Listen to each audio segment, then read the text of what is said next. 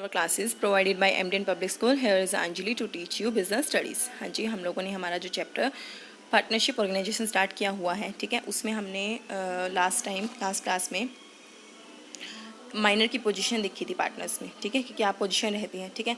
आज हम partnership deed के बारे में पढ़ेंगे। पार्टनरशिप डीड होता क्या है, ठीक है। तो सबसे पहले हम इसका मीनिंग ही जानते हैं।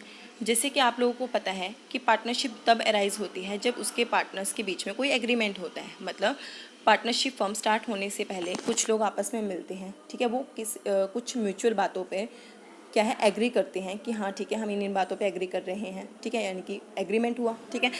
तो जब वो किसी बात पर एग्री करते हैं तो क्या है उनके बीच में एक एग्रीमेंट होता है, राइट। यानी कि एक पार्टनरशिप एक एग्रीमेंट के ऊपर बेस्ड होती है जो कि पार्टनर्स के बीच में आपस में होता है, आपको भी पता है, ठीक है। उसके बाद कई बार ये जो एग्रीमेंट होता है वो ओरल हो सकता है और रिटर्न। ये कोई मैंडेटरी नहीं है कि वो रिटर्न होना चाहिए या ओरल होना चाहिए, वो ओरल भी हो सकता है और रिटर्न भी हो सकता है, लेकिन हम रिटर्न को ज़्यादा प्रेफरेंस देते हैं क्योंकि ये क्या है एक एविडेंस के रूप में भी आगे यूज़ किया जा सकता है। जब क्या है कोई डिस्प्यूट वगैरह अराइज हो जाए तो उस केस में हम क्या है इस रिटर्न एग्रीमेंट को दिखा सकते हैं कि देखो तुमने ये बोला था और हम इस बात पे एग्री हुए थे, ठीक है। तो एक तरह से क्या है एक एविडेंस की तरह यूज़ किया जा सकता है, इसीलिए क्या है रिटर्न एग्रीमेंट को क्या है प्रेफरेंस दी जाती है, ठीक है। जब कोई एग्रीमेंट रिटर्न में किया जाए पार्टनरशिप फर्म में तो उसको बोलते हैं हम पार्टनरशिप डीड। क्या बोलते हैं? Partnership deed. I just hope आपको समझ आया होगा कि हर एक पार्टनरशिप फर्म में पार्टनरशिप फर्म स्टार्ट होने से पहले एक एग्रीमेंट होता है, ठीक है। जब वो एग्रीमेंट रिटर्न फॉर्म में होता है किसी डॉक्यूमेंट की मतलब उसको लिखा जाता है तो क्या है वो क्या बन जाता है partnership deed. It refers to an agreement which specify the terms and condition that govern the partnership. और उस एग्रीमेंट में सभी टर्म्स और कंडीशन जो उस पार्टनरशिप फर्म से रिलेटेड है सबकी सब लिखी जाती हैं, ठीक है। तो आपको समझ आया होगा पार्टनरशिप डीड, ठीक है। अब ये कहता है कि कुछ चीज़ें जो कि क्या है रेलिवेंट है या इंपॉर्टेंट है, ठीक है, पार्टनरशिप फर्म्स की डीड से मतलब पार्टनरशिप डीड से रिलेटेड। तो आइए हम देखते हैं क्या क्या चीज़ें हैं जो मेनली लिखी जाती हैं पार्टनरशिप डीड में। सबसे पहला है name and address of the firm. हाँ जी, जिस नाम से आप अपनी फर्म स्टार्ट करते हैं, ठीक है, उस फर्म का नाम आपको इसमें लिखा होना चाहिए, ठीक है।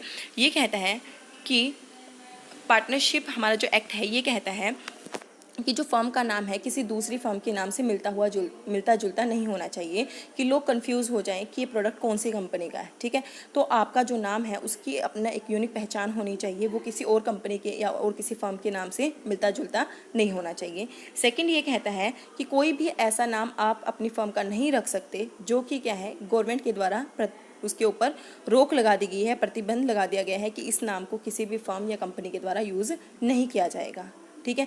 जैसे कि किसी किंग का नाम, ठीक है, किसी रानी राजा का नाम पार्लियामेंट के नाम से, ठीक है।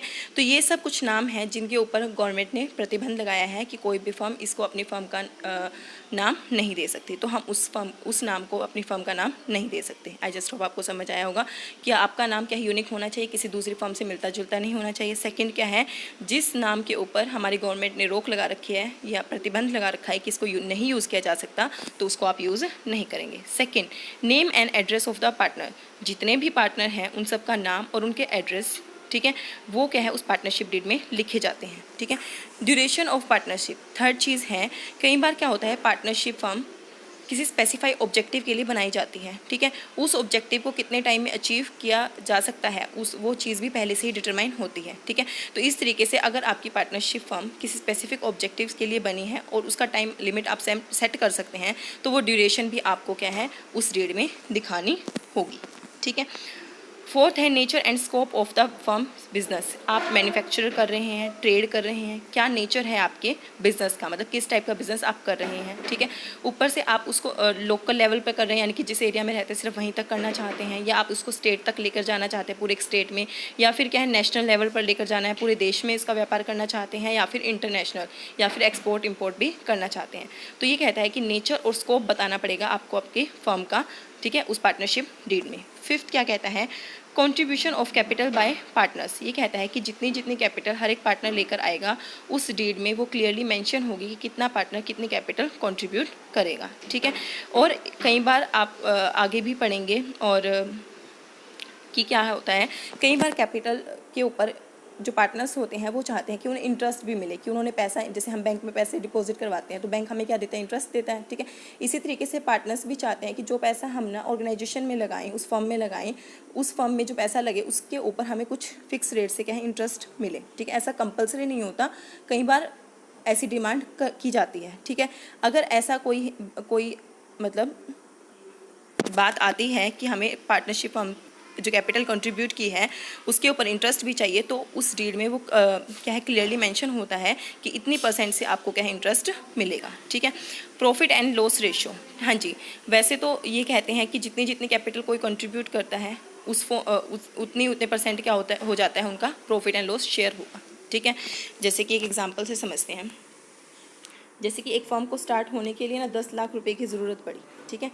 तो A, B, C 3 पार्टनर थे, ठीक है। A ने कहा मैं 4 लाख लेकर आऊँगा, ठीक है। इन्होंने कहा हम 3 लाख ले आएंगे, ठीक है। तो इसका मतलब तो क्या है, ये 40%, ये 30% और ये 30% प्रॉफिट लॉस शेयर करेंगे, ठीक है, ठीक है। ये 4 लाख 3 लाख 3 लाख।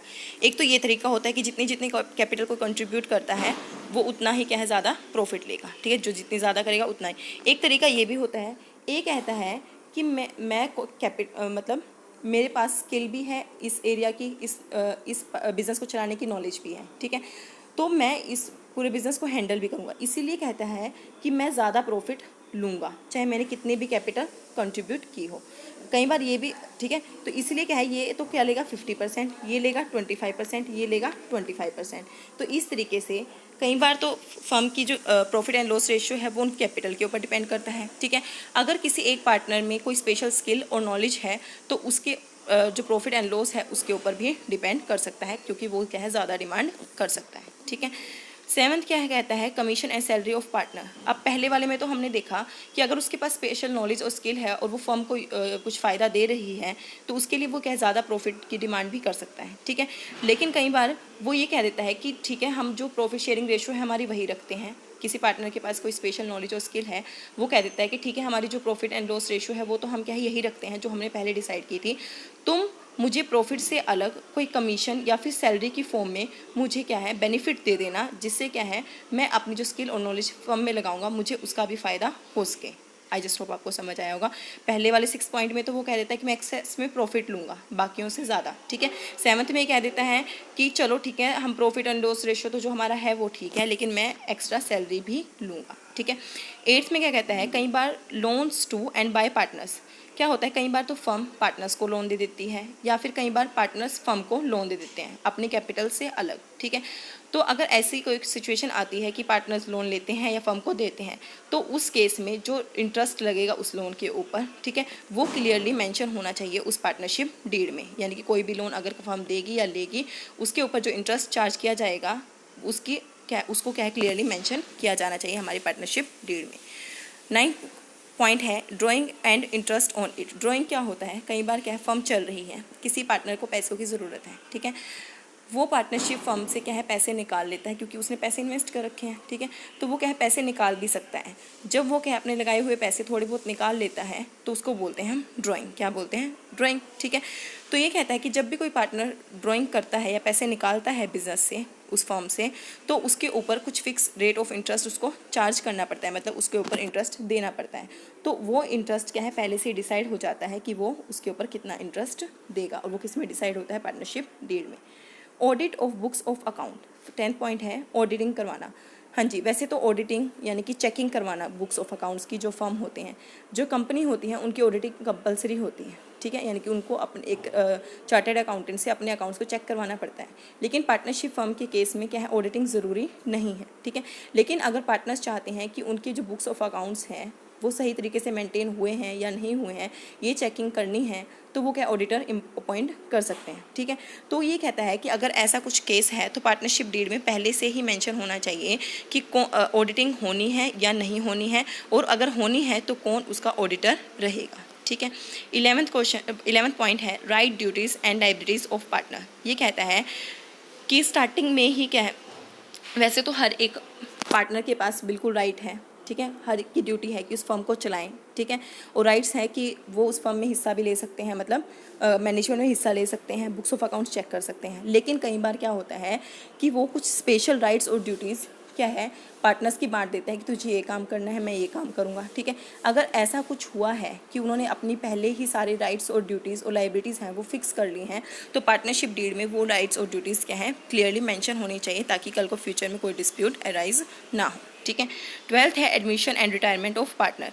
वैसे तो हमारा लॉ ने ये डिसाइड कर ही रखा है कि जब कोई एडमिशन होना है तो उससे पहले क्या है सभी पार्टनर की कंसर्न यानी कि उनकी सहमति लेनी ज़रूरी है, ठीक है। लेकिन ये कहता है कि अगर कोई स्पेशल प्रोविज़न पार्टनर्स बनाना चाहें रिटायरमेंट और एडमिशन से रिलेटेड, तो वो भी क्या पार्टनरशिप डीड में क्लियरली मेंशन होना चाहिए, ठीक है। 13 पॉइंट है वैल्यूएशन ऑफ गुडविल। हाँ जी, गुडविल होती है एक फर्म की जो रेपुटेशन है उसने कमाई है अपने जीवन काल में, ठीक है। आप अकाउंट्स में पढ़ेंगे कैसे वैल्यूएशन होती है गुडविल की। गुडविल की वैल्यूएशन के बहुत अलग अलग मेथड्स हैं, ठीक है। तो जब हम फर्म की वैल्यूएशन करेंगे, मतलब गुडविल की वैल्यूएशन करेंगे, तो कौन से मेथड से हम गुडविल की वैल्यूएशन करेंगे वो मेथड हम पार्टनरशिप डीड में क्लियरली मेंशन करते हैं। आई जस्ट होप आपको समझ आया होगा। गुडविल क्या होती है, रेपुटेशन होती है, और उसको हम क्या है कंसीडर करते हैं, ठीक है। तो उसकी वैल्यू निकालने के अलग अलग मेथड्स होते हैं। कौन से मेथड से हम अपने फर्म की गुडविल निकालेंगे उसको क्या है क्लियरली बताना पड़ता है, और वो किस में बताएगा पार्टनरशिप डीड में, ठीक है। डिसोल्यूशन ऑफ पार्टनरशिप फर्म ये कहता है कि कई बार पार्टनरशिप डीड में ये भी बता सकते हैं कि कौन कौन से सर्कमस्टांसेस रहेंगे या कौन कौन से केस रहेंगे कि अगर वो घटित हो जाते हैं हम अपनी पार्टनरशिप फर्म को ख़त्म कर देंगे या बंद कर देंगे, ठीक है। वो भी क्या पार्टनरशिप डीड में क्लियरली बताना पड़ेगा। 15th में है death of A partner and his succession. हाँ जी, कई बार क्या होता है कि फर्म चल रही है, अचानक से उसके किसी पार्टनर की डेथ हो जाती है, ठीक है। अब ये तो है नहीं उसके ऊपर जोर है या बता के जाएगा वो कि कल तो मेरी डेथ होने वाली है, ठीक है, ये तो नेचुरली है। तो उस केस में क्या करना है, वो तीन चीज़ें कर सकता है। या तो क्या कर सकता है कि जो जिसकी डेथ हो चुकी है उसके लीगल रिप्रेजेंटेटिव या उसके लीगल सक्सेशन यानी कि उसके बेटे को या जो भी उनके फैमिली में है उनको उसका सारा पैसा दे दे, ठीक है। जैसे ही मतलब कि उसके शेयर का उसने जितना पैसा लगा रखा है और प्रॉफिट का हिस्सा क्या है उसकी क्या है फैमिली को दे दे, ठीक है। सेकेंड ऑप्शन क्या कर सकता है कि वो ये कह सकता है कि जो लीगल हेयर है उसका यानी कि उसका बेटा है या कोई भी लीगल रिप्रेजेंटेटिव है वो क्या करे हमारी पार्टनरशिप फर्म में पार्टनर बन जाए, ठीक है।